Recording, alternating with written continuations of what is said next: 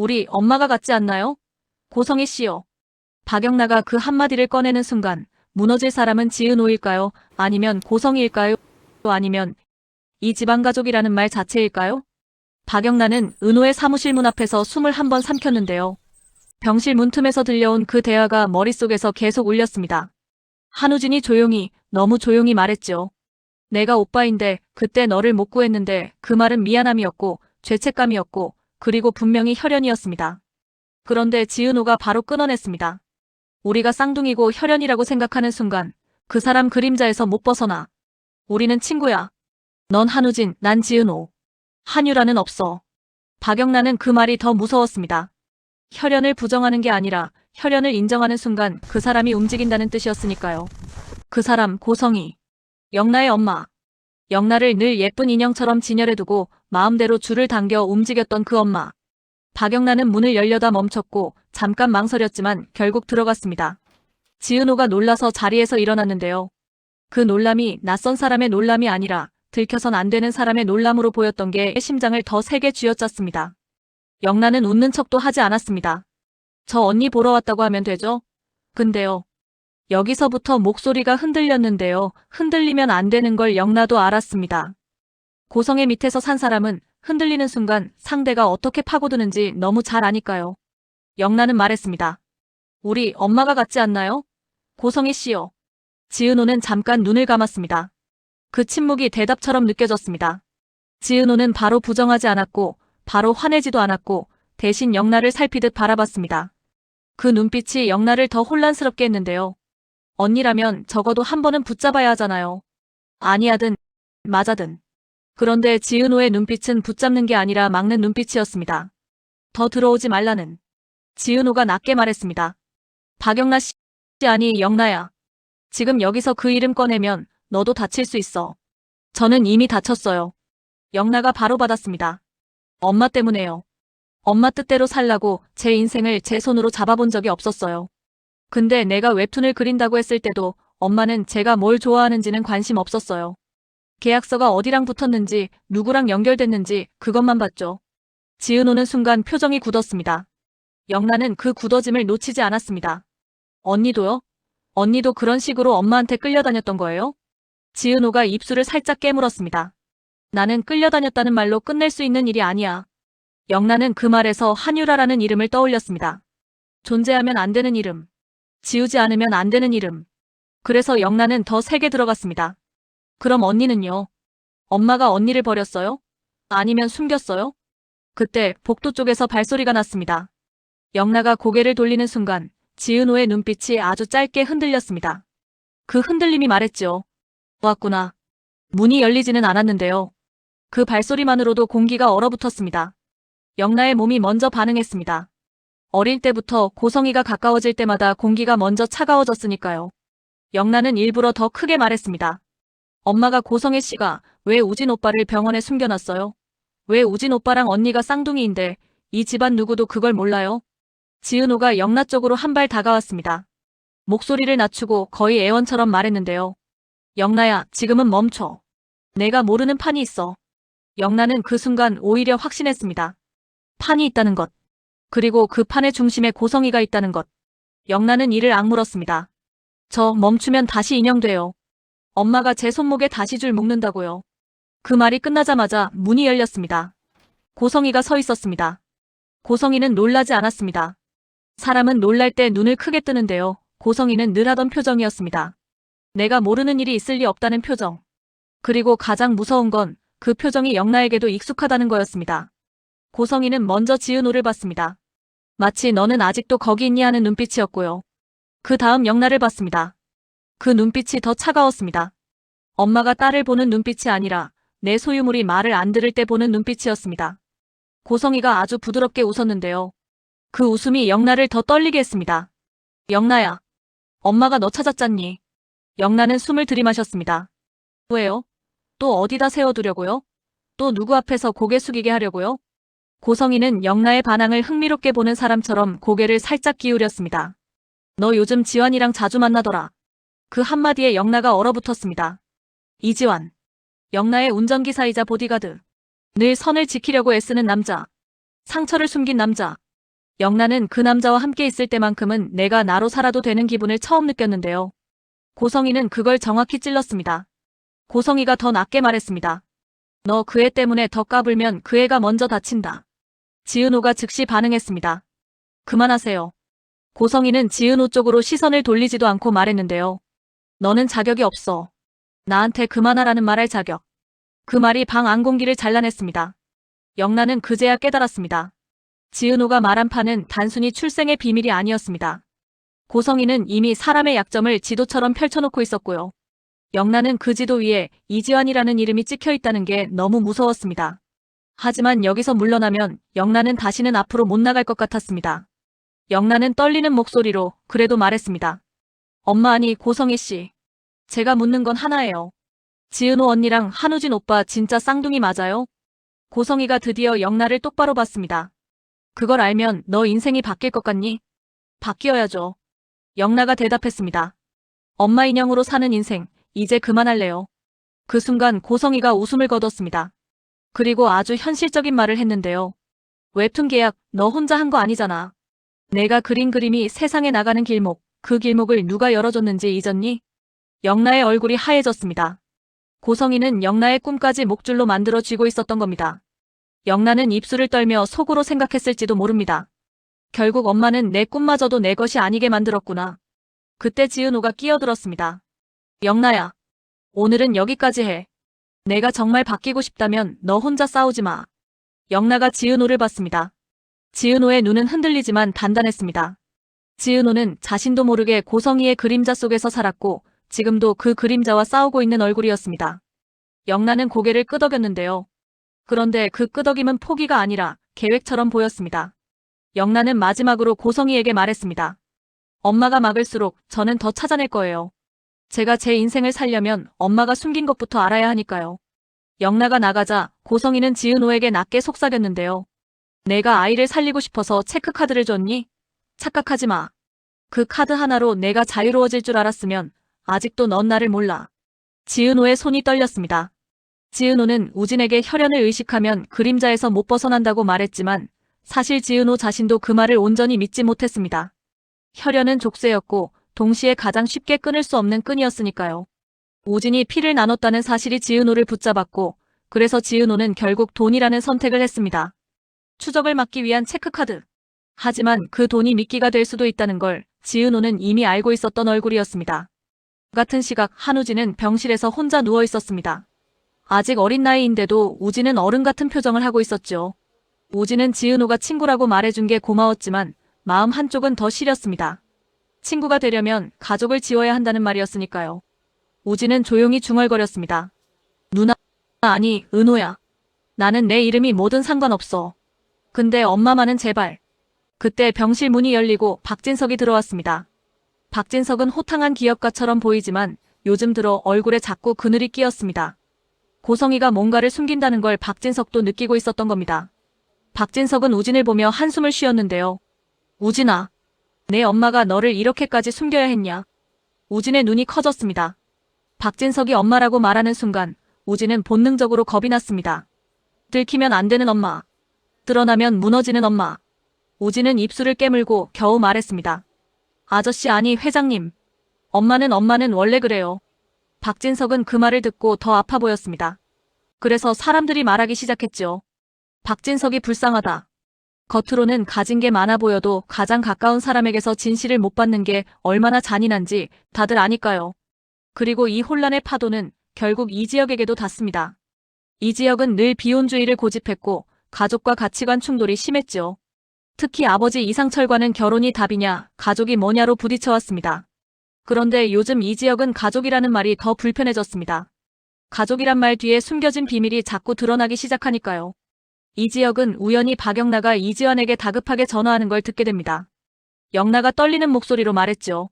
지환씨 아니 오빠. 나 지금 엄마랑 정면으로 부딪혔어. 근데 엄마가 당신 이름을 꺼냈어. 이지환은 순간 숨이 멎는 기분이었을 겁니다. 이지환은 상처 때문에 사랑을 피했고 누군가를 지키는 일만 해왔습니다. 그런데 박영나를 지키고 싶다는 마음이 생겼고 그 마음이 들키는 순간 고성희가 칼을 겨눈 겁니다. 이지환은 낮게 말했습니다. 영나씨, 지금 어디에요? 혼자예요?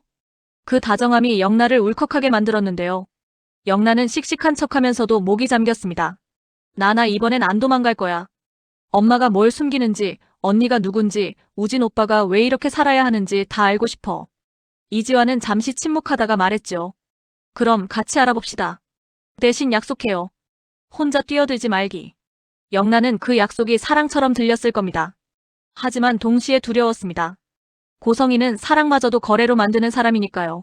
며칠 뒤 박영란은 예상치 못한 방식으로 움직이기 시작합니다. 정면 승부가 아니라 이야기로요. 영란은 웹툰 작가로서 자신이 그릴 수 있는 가장 강한 무기가 뭔지 알았는데요. 사람들의 시선을 붙잡고 입소문을 만들고 진실을 우연처럼 세상에 흘리는 것. 영란은 라푼젤 이야기를 다시 꺼냈습니다. 탑에 갇힌 공주가 머리카락을 내리지만 그 머리카락이 사실은 감옥의 끈이었다는 이야기로요. 영란은 이지환이 구상한 라푼젤 스토리를 받아 웹툰에 녹여내기 시작합니다. 그런데 그 웹툰 속 악녀는 너무도 고성이를 닮아 있었습니다. 이름은 다르지만 말투가 같고 사람을 조종하는 방식이 같고 무엇보다 아이를 카드로 쓰는 방식이 같았죠. 고성이는 당연히 눈치챘습니다. 고성이는 영란을 불러앉히고 미소 지으며 말했습니다. 너 요즘 웹툰이 뜨더라. 근데 있지 영란야. 세상은 너 같은 애가 진실을 그리면 용기라고 박수 쳐줄 것 같니? 아니야. 너는 그냥 우리 집안을 팔아먹는 배신자가 되는 거야. 영란은 그 말에 흔들리는 척도 하지 않았습니다. 오히려 차분해졌는데요. 엄마, 저는 우리 집안을 팔아먹는 게 아니에요. 제 인생을 되찾는 거예요. 고성이의 눈빛이 차가워졌습니다. 되찾아? 내 인생은 처음부터 내 거였어. 그 말이 영란의 가슴을 찢었지만 영란은 울지 않았습니다. 영란은 한 번 더 물었습니다. 그럼 은우 언니는요? 우진 오빠는요? 엄마는 자기 자식도 자기 거라서 숨겼어요? 고성이가 아주 짧게 흔들렸습니다. 정말 아주 짧게요. 그 흔들림이 영란에게는 틈으로 보였습니다. 영란은 그 틈을 놓치지 않았습니다. 그날 밤 박성재도 움직였습니다. 박성재는 이 지역의 절친이지만 지은호를 짝사랑해온 사람입니다. 박성재는 은호와 우진이 쌍둥이라는 소문을 듣는 순간 감정이 먼저 흔들렸고요. 하지만 재벌가 본부장답게 계산도 바로 했습니다. 이 비밀은 고성이를 무너뜨릴 수 있는 칼이 될 수 있고 동시에 박진석을 흔들어 회사판까지 바꿀 수 있는 칼이 될 수 있었습니다. 박성재는 이 지역에게 말했을지도 모릅니다. 지역아, 너 그 여자 고성이가 숨기는 게 뭔지 알고 싶지 않아? 너네 집안 출생 문제랑도 묘하게 엮일 수 있어. 이 지역의 얼굴이 굳었습니다. 이 지역은 이미 수철이라는 이름 때문에 가슴이 서늘해진 적이 있었고 아버지 이상철이 뭔가를 숨긴다는 느낌을 지울 수 없었습니다. 그 와중에 고성이의 비밀까지 튀어나오면 가족이라는 단어는 더 이상 따뜻한 말이 아니라 칼이 됩니다. 그리고 바로 그때 한우진의 상태가 급격히 나빠졌다는 연락이 옵니다. 우진은 간이식 이후에도 합병증 위험이 있었고 병원비와 약값은 상상 이상입니다. 지은호가 내민 체크카드가 우진을 살릴 수 있는 유일한 동아줄처럼 보였는데요. 문제는 고성이도 그 동아줄을 잡고 있었다는 겁니다. 고성이는 우진에게 말합니다. 그 카드 쓰지 마. 내가 그걸 쓰는 순간 너는 지은호랑 묶이고 너는 나랑 다시 묶여. 우진은 울컥했지만 참았습니다. 그리고 아주 어린 나이에 너무 잔인한 선택을 하려 합니다. 엄마 나 그냥 엄마 뜻대로 할게. 나 때문에 엄마 무너지면 그건 싫어. 그 말을 듣는 고성이의 얼굴은 잠깐, 정말 잠깐 부서질 뻔했는데요. 하지만 고성이는 곧바로 단단해졌습니다. 그래. 착하네, 우리 아들. 그 장면을 박영나가 보게 됩니다. 우연처럼 보이지만 사실 영란은 일부러 따라간 겁니다. 엄마가 어디까지 잔인해질 수 있는지 확인하려고요. 영란은 병실 문틈으로 엄마의 목소리를 듣고 우진의 눈빛을 보고 그제야 완전히 결심합니다. 영란은 속으로 생각했을지도 모릅니다. 엄마는 우리를 사랑해서 숨긴 게 아니야. 엄마는 자기 자리 지키려고 숨긴 거야. 그리고 영란은 결심합니다. 다음 회차의 웹툰에 쌍둥이라는 키워드를 아주 노골적이지 않게 하지만 누구나 떠올릴 수 있게 심어두기로요. 그 웹툰을 본 사람이 한 명만 알아채도 소문은 번집니다. 고성이가 가장 두려워하는 방식으로요. 정면 폭로가 아니라 다들 알고 있었다는 분위기. 하지만 문제는 고성이가 그걸 모를 리 없다는 겁니다. 고성이는 다음 수를 둡니다. 영나의 계약사를 흔들고 영나의 계정을 막고 무엇보다 영나가 가장 지키고 싶은 사람, 이지환을 흔들 겁니다. 고성이는 이지환의 과거 상처를 파고들 수 있는 사람이고 그 상처를 협박으로 바꿀 줄 아는 사람입니다. 이제 다음 전개는 이렇게 흘러갈 가능성이 큽니다.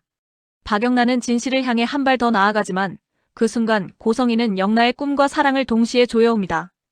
지은호는 우진을 살리기 위해 친구라는 말을 지키려 하지만 우진이 무너질수록 혈연의 끈이 다시 조여오고요. 박진석은 아내 고성희의 실체를 조금씩 마주하며 점점 더 불쌍한 사람이 되어가고 박성재는 감정과 계산 사이에서 위험한 선택을 준비합니다.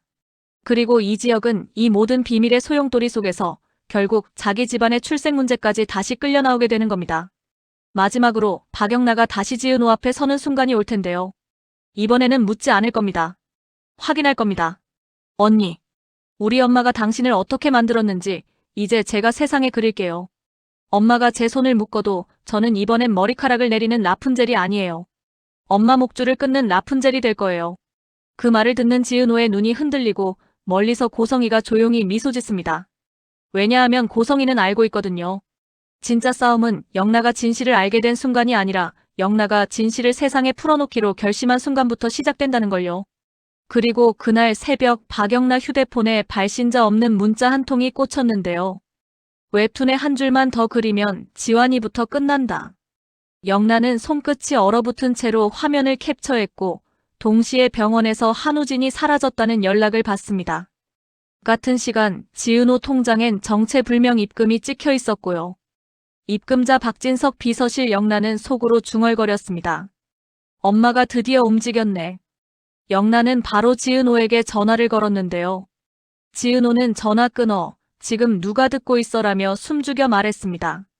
그 순간 영나 뒤에서 낮은 목소리가 들렸습니다. 캡처했니? 돌아보니 고성희가 영나의 휴대폰을 집어들고 있었고요. 고성희는 미소 지으며 한 장의 사진을 보여줍니다. 이지환이 누군가에게 끌려가는 장면. 선택해. 웹툰을 지울지 지환을 잃을지. 영나의 눈빛이 흔들리는 찰나 또 다른 문자가 뜹니다. 진짜 기증자 한유라 아니야. 영나는 숨이 막혀서 한 걸음 물러섰는데요. 고성희는 영나의 망설임을 기다렸다는 듯 천천히 말했습니다. 내가 알고 싶은 쌍둥이도 우진 실종도 다 한 줄로 이어져. 그 줄을 잡고 흔드는 사람은 나야. 그때 지은호가 달려와 영나 앞을 막아섰습니다. 그만해요. 영나한테 손대지 마요. 고성희가 비웃듯 고개를 젓는 순간 복도 끝에서 박진석이 나타났는데요. 박진석은 고성희가 들고 있던 사진을 보고 얼굴이 하얘졌습니다. 저게 우리 회사 사람들 아니야? 동시에 병원 방송이 울립니다. 한우진 보호자분, 즉시 응급실로. 그런데 응급실 침대 위 환자 이름표에는 한우진이 아니라 한유라가 적혀 있었습니다. 지은호는 그 이름표를 보는 순간 눈앞이 아찔해졌는데요. 분명히 한우진이어야 하는 자리에 한유라라니요. 지은호는 손을 뻗어 이름표를 확인하려 했지만 고성희가 한 발 먼저 막아섰습니다. 만지지 마. 내가 닿는 순간 이 아이는 끝이야. 그 말투가 너무 익숙해서 지은호는 더 숨이 막혔습니다. 끝이라는 단어로 사람을 묶는 방식, 늘 그랬으니까요. 박진석도 더는 참지 못하고 고성희에게 물었습니다. 도대체 뭐가 진실이야? 우진이는 어디 있어? 저 이름은 또 뭐고? 고성희는 놀라지 않고 오히려 박진석을 달래듯 낮게 말했는데요. 여보, 지금은 질문할 때가 아니에요. 지키려면 입 다무셔야 해요.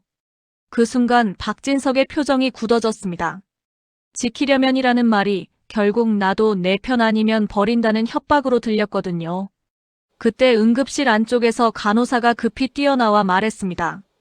보호자분, 수술 동의가 아직. 말끝이 흐려진 건 준비라도 한 듯 서류 봉투를 꺼내서 탁 내밀었기 때문입니다. 이미 도장이 찍혀 있었습니다. 지은호가 숨을 삼켰습니다. 저 도장, 저 방식 예전에 자신이 끊어내려 했던 그 거래가 다시 시작된 느낌이었으니까요. 박영나는 그 순간 휴대폰을 꽉 쥐었습니다. 화면에는 아직도 떠 있었죠. 진짜 기증자 한유라 아니야. 영나는 머리가 새하얘졌는데요. 기증자라는 단어가 지금 응급실의 이름표와 연결되면서 한 가지 가능성이 떠올랐습니다. 누군가가 환자 이름을 바꿔치기해서 진짜 사람을 숨기고 있다는 것. 그리고 그걸 할 수 있는 사람은 고성희뿐이라는 것. 바로 그때 병원 로비에서 이지혁에게 전화가 걸려왔습니다. 이상철이었습니다. 목소리가 평소보다 거칠었습니다. 지혁아, 지금 병원 맞지? 나도 방금 연락받았다. 우진이 상태가 이지혁은 그 말이 끝나기도 전에 등골이 서늘해졌는데요. 왜냐하면 이상철이 우진이라는 이름을 안다는 것 자체가 이상했기 때문입니다. 이지혁은 조용히 되물었습니다. 아버지 우진이를 어떻게 알아요? 이상철은 잠깐 침묵했습니다. 그리고 아주 낮게 말했는데요. 그 이름 예전부터 우리 집안이랑 엮여 있었어. 그 한마디에 이지혁의 심장이 철렁 내려앉았습니다. 가족이란 말이 또다시 칼이 되어 돌아온 겁니다. 응급실 앞에서는 더 끔찍한 일이 벌어졌습니다. 박성재가 갑자기 나타나 고성희를 노려보더니 박영나에게 속삭였는데요.